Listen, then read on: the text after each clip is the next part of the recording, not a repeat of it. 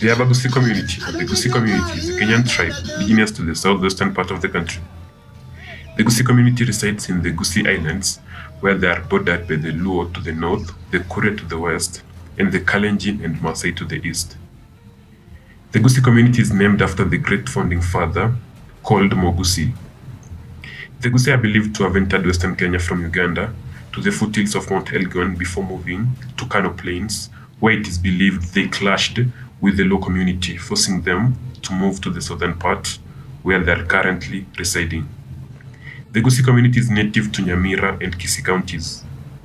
The Gusii community falls into the Bantu group of communities, which consists of the Gikuyu, the Luya, the Ameru, and coastal Bantus such as the Mijikenda and the Swahili. The Abagusi have a population of approximately 2.7 million people, who are spread out in Kisii and Nyamira counties, and others settle in other parts of the Republic of Kenya. The Abagusi are famous for being farmers and small-scale livestock keepers, since they reside in the islands where agriculture is highly viable. The Gusii are particularly popular for growing bananas. Abagusi traditionally play a large bass lyre called omokano alongside drums and flutes.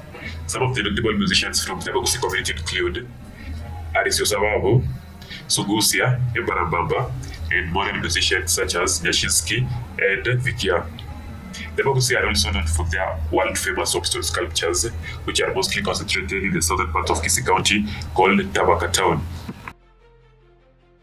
Prior to the introduction of Christianity and Islam in Africa, the Abagusi were monotheistic, believing in a supreme god called Egoro. This god is also popularly called Yasai, which is a loanword from the Zulu language. The Abagusi believed that Egoro created the universe and was the source of life. Today, the Abagusi practice Christianity with four main denominations: Seventh-day Adventist, which is the main one, the Catholics, Swedish Lutheran, and Pentecostal Assemblies of God. A typical Gusii house has conical glass-thatched roofs and is typically round, though sometimes rectangular in shape. Today, Gusii houses are still similar, though they have corrugated iron sheets and stone is sometimes used for their roofs and walls. The traditional Gusii compound has elevated granaries for storing crops such as millet and maize. The Abagusi customary built fortified walls and dark trenches around their states and villages to protect against cattle rustling and raids by neighboring communities. However, in 1813, the cattle camps were abolished by the British, forcing the Abagusi to live in dispersed homesteads.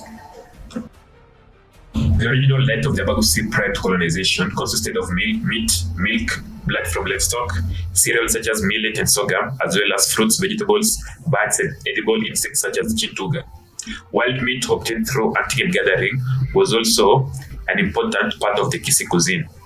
The post-colonial diet of the Abagusi and other African tribes has been transformed greatly due to the influence from the British, since they introduced newer crops and newer farming methods. The staple food for the Abagusi is the obokima, which is a dish of maize flour cooked with water to a hardened dough-like consistency.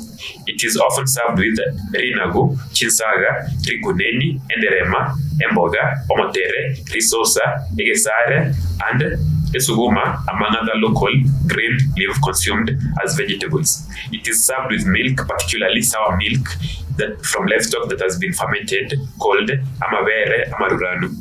It can also be served with stew, which can be either beef stew or goat stew.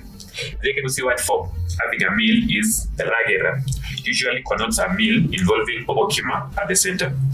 By the 1920s, maize was introduced to Gusii land and had overtaken finger millet and sorghum as staple food and cash crops. As a result, maize is now largely used to prepare obokima. Ritoke, a dish of cooked and flavored bananas, is also a popular snack, but is considered a supplementary food and not a proper meal. The Abagusi had a decentralized and clan-based form of government. Each clan had their own independent government and leader. The clan leader, Omogambi, was the highest leadership rank for all clans and was equivalent to the king role. It is common for the Abagusi men to refer to their peers within the community as Omogambi when talking. There were lower leadership ranks unique to individual clans. Warriors held an important role as the defenders of the community, and their shared wealth in the form of cows.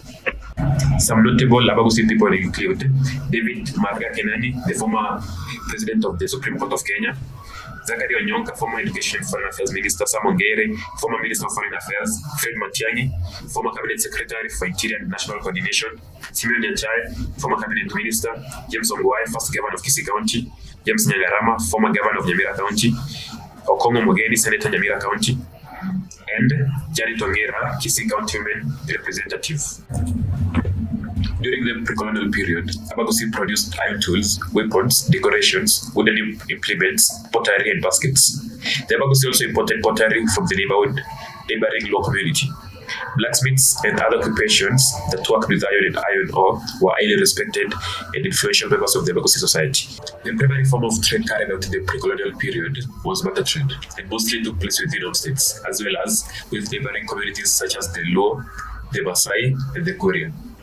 Tools, weapons, crafts, livestock, and agricultural products were commonly exchanged. Cattle were an important form of currency, and goats served as a lower valued currency. But the trade between the Abagusi and the Luo took place at border markets and Abagusi farms, and was mainly carried out by women. In the modern age, the Abagusi have established shopping centers, shops, markets, and further connecting them to the rest of the country, as opposed to their comparatively isolated pre-colonial period economics. Traditionally, the Abagusi society divided labor between men and women. Women were expected to cook, brew, clean, cultivate, and process crops, also fetch wood and firewood. Men were expected to build houses and fences, clear crops, among other duties. Men were less involved in crop cultivation as compared to women.